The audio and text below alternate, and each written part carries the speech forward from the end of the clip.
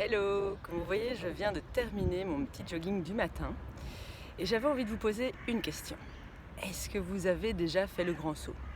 Moi, je dois vous avouer que cette année, c'est ce que j'ai fait. J'ai pris une grande décision dans ma vie. Ça faisait plus de 4 ans qu'on s'est lancé dans le zéro déchet et les choses se sont accumulées à une vitesse V'. Et l'année passée, j'étais en train de piloter 4 vies. Ma première vie, c'est certainement celle de mère et d'épouse, donc maman de deux jolies petites filles qui aujourd'hui grandissent très vite, elles ont 10 et 13 ans, épouse de Pierre aussi. Ça, c'est certainement la vie qui m'anime au quotidien et qui me donne envie d'aller toujours plus loin et qui me dit que j'ai un rôle à jouer pour sauver la planète. Ma deuxième vie était une vie de salarié où j'étais mi-temps dans une mutualité où je faisais de la politique de santé. Ma troisième vie, c'était Zéro Carabissus, ce petit bébé que j'ai lancé il y a 4 ans et que j'anime au quotidien pour vous donner des trucs et astuces sur le zéro déchet. Et à partir de janvier 2019, il y a également eu l'arrivée de Réseau Vrac, qui est une association qui milite pour le développement de la vente en vrac.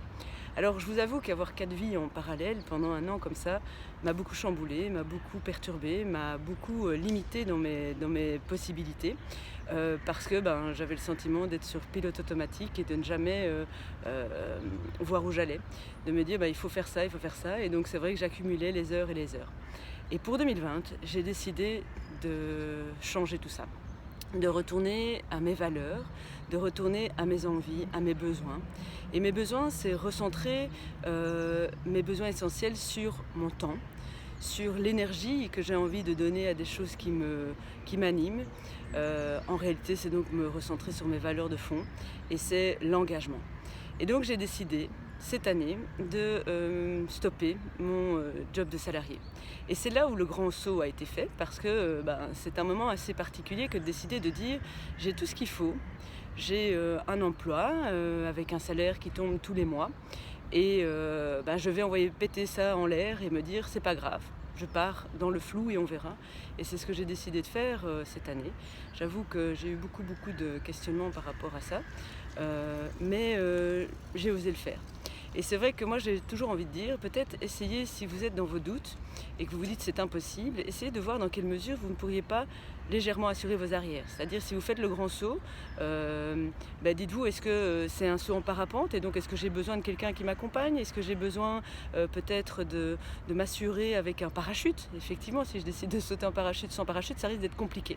Et donc ce que moi j'ai fait, c'est que je me suis dit, je vais aller annoncer à mon employeur que je veux quitter mon emploi, mais que j'aimerais le faire de manière assez douce. Et cette manière assez douce, c'était de dire est-ce que je pourrais mettre mon emploi sur pause pendant un an. Et puis dans un an, on refait le point et on voit un petit peu ce que ça va donner.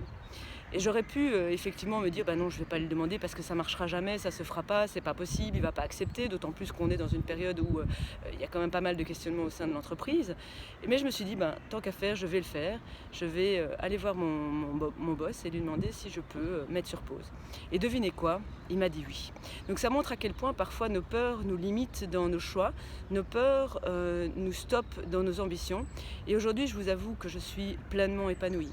Je dois encore faire beaucoup de travail pour trouver le juste équilibre avec ce que j'ai encore à faire. C'est-à-dire que j'ai quand même encore mes 3 activités, mais c'est d'arriver à trouver un meilleur moyen de les intégrer l'une dans l'autre, à pouvoir me dire aussi que sans doute, peut-être à certains moments, par le fait que je faisais 40 000 choses, j'étais de moins en moins efficace, je perdais énormément de temps. Et donc aujourd'hui, c'est ça que j'ai décidé aussi, c'est de restructurer mes journées et par exemple, aller courir un matin comme ça, j'aurais jamais pu le faire puisque j'avais mon emploi et j'avais mes horaires traditionnels.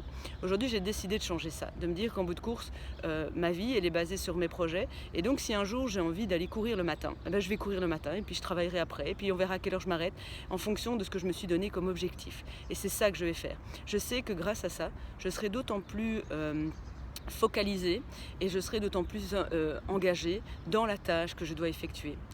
Et donc je pense que c'est une belle manière de se dire qu'on peut faire des pas, petits pas, pour à terme certainement atteindre ses objectifs. Et ça c'est également la même chose dans tout ce qui est zéro déchet. Donnez-vous un objectif. Dites-vous tiens je ferai bien ça et puis on verra. Et soit ça marche pas, Et c'est pas grave, vous aurez au moins essayé, vous n'aurez pas le doute de vous dire mais si je ne l'ai pas fait, j'aurais dû le faire et qu'est-ce qui se serait arrivé si je l'avais pas fait, enfin si je l'avais fait, etc. Faites le pas.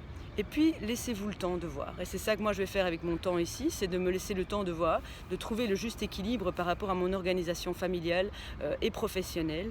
Et je suis convaincue que la vie, elle apporte toujours les bons signes dès le moment où on est en synergie avec elle et où on se laisse l'opportunité d'essayer. Voilà, je vous souhaite une super bonne journée. Alors voilà, mes petites joues deviennent un peu moins rouges et je vous souhaite une belle journée. Je vous envoie plein de belles choses pour votre journée et même la suite de votre semaine.